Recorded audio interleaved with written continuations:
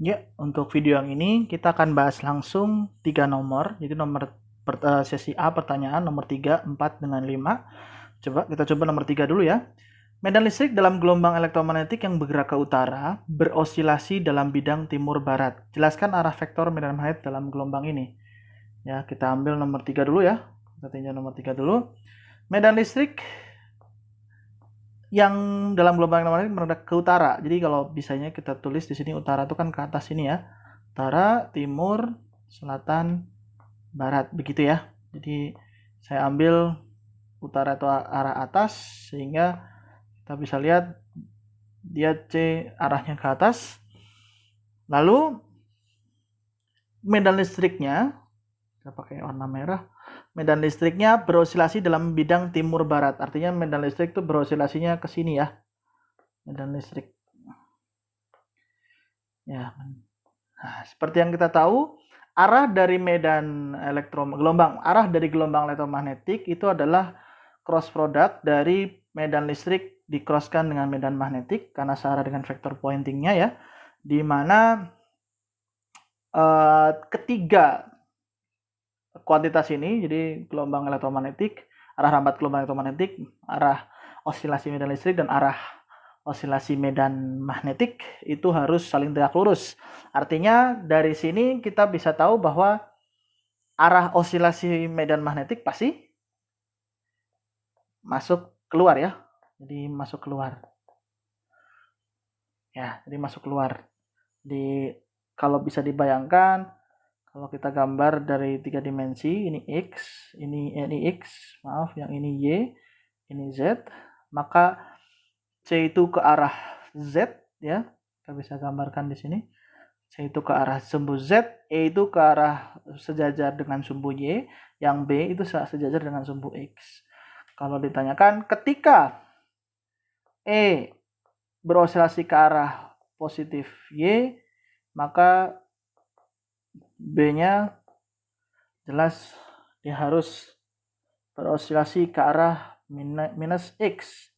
Sedangkan pada saat E-nya ada di posisi minus Y, maka B-nya itu harus berosilasi di plus X untuk mendapatkan ke arah Z. Ingat X dengan Y dengan Z di sini hanya sumbu yang dibantu dan saya ambil secara sebarang, jadi bebas saja, yang penting X, Y, Z-nya harus memenuhi aturan yang kita sudah sepakati. Ya.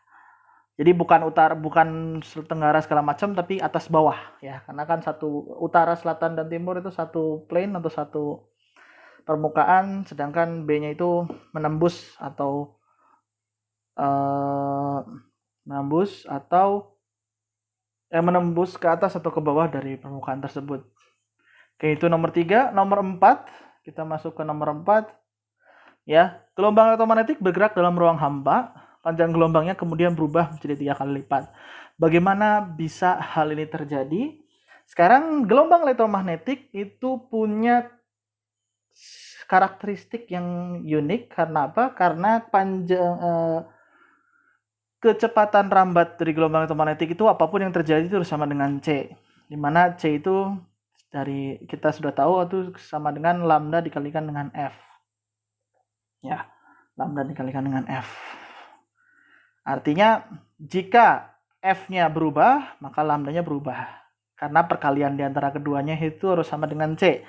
Jadi dalam soal di sini jika panjang gelombangnya berubah menjadi 3 kali lipat, jadi kalau misalnya lambdanya itu naik 3 kali lipat, maka F-nya akan turun sebesar 3 kali lipat juga. Ya, jadi artinya jawaban yang benar adalah bagaimana hal ini bisa dicapai? Maka dicapai dengan cara mengurangi frekuensi gelombang menjadi sepertiganya. Yang C ya. Oke, kemudian lanjut ke nomor 5. Ya, lanjut ke nomor 5. Jika intensitas gelombang elektromagnetik berlipat 2, ya.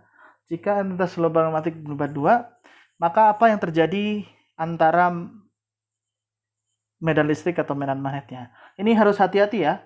Memang intensitas itu didapat dari vektor pointing rata-rata, di mana yang kita tahu dia akan sama dengan mu 0 dikali setengah ya, EM dikalikan dengan BM. Atau biasanya bisa ditulis jadi seperti ini ya, biasanya ya. 1/μ0 kali E RMS kuadrat. Ya, dengan catatan kita tahu RMS adalah EM dibagi dengan akar 2. Tapi yang perlu diingat di sini yang namanya intensitas gelombang elektromagnetik itu adalah interaksi antara dua amplitudo, yaitu interaksi antara amplitudo atau nilai maksimum dari medan listrik dan nilai maksimum dari medan magnetik. Jadi tidak boleh hanya salah satu medannya yang berubah. Kenapa seperti itu? Karena perlu diingat kita punya karakteristik sekali lagi dari gelombang elektromagnetik, yaitu kecepatannya akan selalu konstan. Jadi kecepatannya akan selalu sama, tidak boleh berubah. Ya, kecepatannya akan selalu sama, tidak boleh berubah. Dan di mana kecepatan itu adalah rasio dari medan listrik terhadap medan magnetik. Atau di sini karena dia punya amplitudo frekuensi dan bilangan gelombang yang sama, maka ini akan sama dengan EM dikali dengan BM. Artinya jika hanya ada salah satu amplitudo medan yang berubah, atau misalnya hanya listrik saja yang berubah atau medan magnetnya berubah, maka C-nya akan berubah. Jadi misalnya kalau ini naik sebesar 2, misalnya ini naik sebesar 2, medan listrik naik sebesar 2 kali lipat, B-nya tetap, maka C-nya akan naik sebesar 2 kali lipat. Nah, itu akan melanggar dari sifat gelombang elektromagnetik itu sendiri. Karena kecepatannya jadi 2C kan artinya. Sehingga jika EM naik sebesar 2, maka BM harus naik 2 kali lipat juga. Artinya jawaban yang benar adalah C. Yaitu medan magnet dan medan listrik harus meningkat dengan faktor akar 2. Ya, sehingga kalau misalnya naik akar 2, kalau kita kalikan jadi 2 dicoret. Jadi akan jadi I-nya di 2 kalinya.